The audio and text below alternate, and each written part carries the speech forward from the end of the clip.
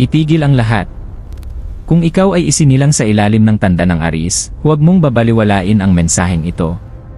May isang malakas na puwersang gumagalaw ngayon sa likod ng mga pangyayari, isang pagbabagong hindi mo maiiwasan, at hindi mo rin dapat takasan.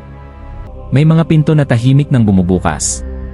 May mga sagot na matagal mo nang hinihintay, ngayon pa lamang ibinubulong ng universo. Kung pakiramdam mo ay parang may kakaiba. Kung tila may bigat sa dibdib ngunit may kasamang pag-asa. Hindi ito nagkataon. Ito ang sandali ng Aries. Makinig kang mabuti, dahil ang susunod na maririnig mo ay maaaring magpabago ng takbo ng iyong buhay magpakailanman. Maligayang pagdating sa Cosmic Oracle Divine. Isang banal na espasyo kung saan nagtatagpo ang tadhana, ang enerhiya ng mga bituin, at ang lihim na wika ng universo. Dito, hindi tayo basta naghuhula. Tayo ay nakikinig. Sa mga senyas na hindi nakikita ng mata, ngunit ramdam ng kaluluwa. Sa gabay ng sinaunang kaalaman at banal na karunungan ng kosmos, bubuksan natin ngayon ang mensahe na inilaan para sa Aries. Isang mensaheng may dalang pagbabago, pagbangon, at bagong kapalaran. Huminga ng malalim. Ihanda ang iyong isipan at puso. Dahil ang universo ay may sasabihin sa iyo ngayon na, Aries. May dahilan kung bakit sa mga panahong ito ay tila hindi ka mapakali. Ang iyong kaluluwa ay ginising ng isang paparating na pagbabago, isang pagbabago na matagal nang inihahanda ng universo para sa iyo. Ang mga bagay na dati mong pinanghahawakan, ngunit unti-unting nawawala. Ang mga taong biglang lumalayo. At ang mga tanong na paulit-ulit bumabalik sa iyong isipan. Lahat ng ito ay bahagi ng banal na paghahanda. Hindi ka sinisira ng kapalaran. Hinuhubog ka nito. May isang siklong nagtatapos. At kasabay nito, may bagong landas na unti-unting nagliliwanag sa harap mo. Isang landas na mas akma sa tunay mong lakas, tapang, at layunin. Ang pagbabagong ito ay hindi basta panlabas lamang. Ito ay magsisimula sa loob mo. Magbabago ang paraan ng iyong pagtingin sa sarili.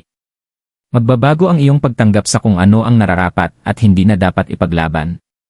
At higit sa lahat, magbabago ang iyong tapang. Mula sa tapang na lumaban, patungo sa tapang na bumitaw. Para sa Aries, ang pagbitaw ay hindi kahinaan. Ito ay kapangyarihan.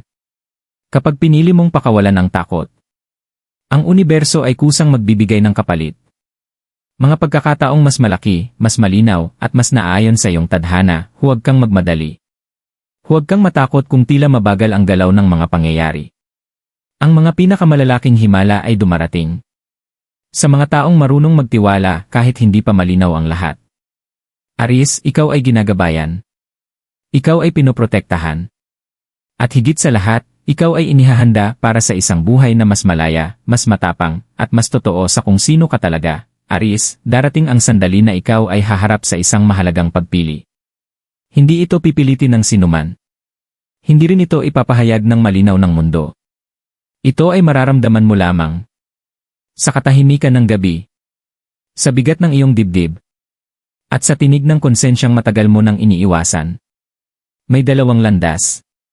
Ang una ay pamilyar, ligtas, ngunit paulit-ulit. Ang ikalawa ay hindi tiyak, ngunit puno ng paglago at pagbabago. At dito sinusubok ang isang tunay na Aries. Hindi sa lakas ng kamao, kundi sa tapang na sundin ang tinig ng sariling kaluluwa. Kapag pinili mo ang katotohanan kaysa takot, ang universo ay kikilos sa paraang hindi mo inaasahan. May mga pagkakataong biglang lilitaw. May mga taong darating upang magsilbing gabay. At may mga sagot na kusa ng mahuhulog sa iyong mga kamay. Huwag mong maliitin ang mga maliliit na senyas. Isang mensahe. Isang panaginip. O isang biglaang pakiramdam ng kapanatagan. Ang mga ito ay hindi nagkataon. Ito ay mga pahiwatig na ikaw ay nasa tamang direksyon, matagal nang nakatago ang tunay mong lakas, Aries.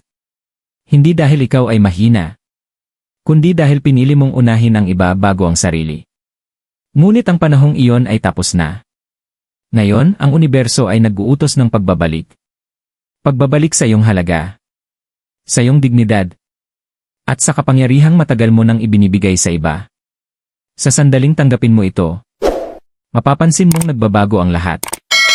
Ang paraan ng pagtrato sa iyo ng mundo, at ang paraan ng pagtingin mo sa iyong sarili. Hindi lahat ng umaalis ay pagkawala.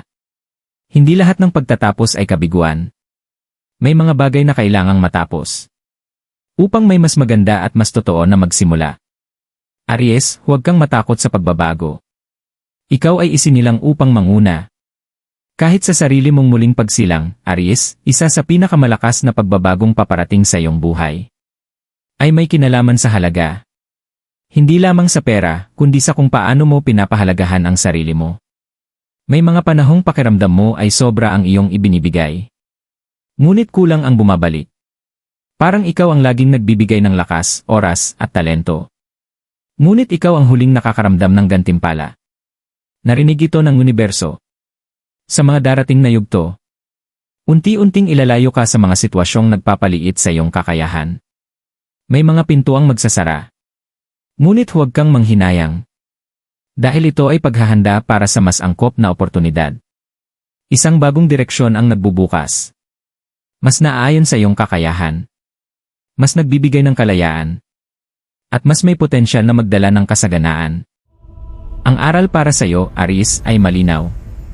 Huwag kang matakot humingi ng nararapat sa iyo. Hindi ito pagmamataas. Ito ay pagkilala sa iyong halaga. Kapag itinama mo ang pagtingin mo sa sarili, susunod ang mundo. Ang mga pagkakataon ay magsisimulang umayon sa antas ng iyong kumpiyansa. Ang kasaganahan ay hindi hinahabol. Ito ay inaanyayahan. At sa sandaling igalang mo ang sarili mong oras, talento, at lakas.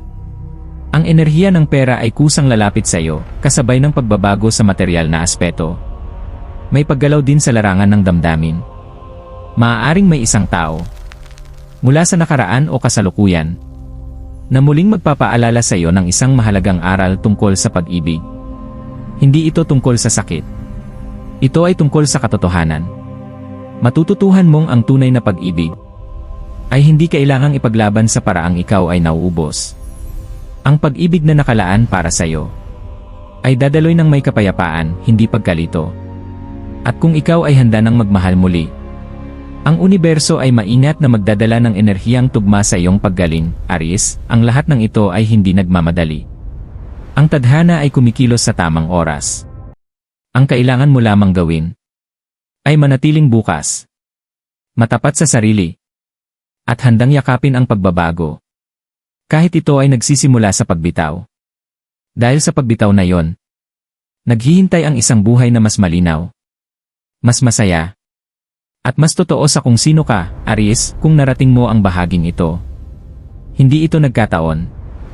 May isang dahilan kung bakit ikaw ay pinatigil, pinagmuni, at minsan ay pinahintay ng kapalaran. Ang mga pagsubok na iyong dinaanan ay hindi parusa. Ito ay paanyaya upang makita mo kung gaano ka talaga kalakas. Sa sandaling ito, ang universo ay tahimik na nakamasid. Hindi nito hinihingi ang iyong takot. Hindi rin nito hinihingi ang iyong pagdududa. Ang hinihingi nito ay tiwala. Ngayon, ikaw ay nasa gitna ng isang mahalagang yugto. Isang yugto kung saan ang lumang bersyon mo ay unti-unting naglalaho, at ang bagong ikaw ay nagsisimula ng huminga. Piliin mong maglakad pasulong, kahit hindi pa buo ang sagot. Piliin mong maniwala, kahit wala pang patunay. Dahil ang mga tunay na himala ay lumalapit lamang sa mga taong handang magbukas ng puso. Bago pa man nila makita ang resulta sa oras na ito, pahintulutan mong tanggapin ang pagbabago, ang kasaganahan, at ang bagong direksyon ng iyong buhay. Sabihin mo sa iyong sarili, kahit sa bulong lamang, handa na akong tumanggap. Handa na akong magbago. Handa na akong mamuhay ayon sa aking tadhana. Kapag binigkas mo ito ng may paniniwala, ang enerhiya ng universo ay magsisimulang umayon sa iyo. Aries, hindi ka nahuhuli. Hindi ka naliligaw. Ikaw ay eksaktong naroon kung saan ka dapat naroroon. Ang susunod na kabanata ng iyong buhay ay hindi katulad ng nakaraan. Ito ay mas malinaw, mas malaya, at mas totoo sa iyong kaluluwa. Kung naramdaman mo ang mensaheng ito, ipakita mo ang iyong pagtanggap. I like ang video bilang simbolo ng iyong tiwala. Mag-comment ng itinatanggap ko upang i-activate ang enerhiya ng pagbabago. At mag-subscribe sa Cosmic Oracle Divine. upang patuloy kang gabayan ng universo sa bawat hakbang ng iyong paglalakbay. Hanggang sa muli, pagpalain ka nawa ng mga bituin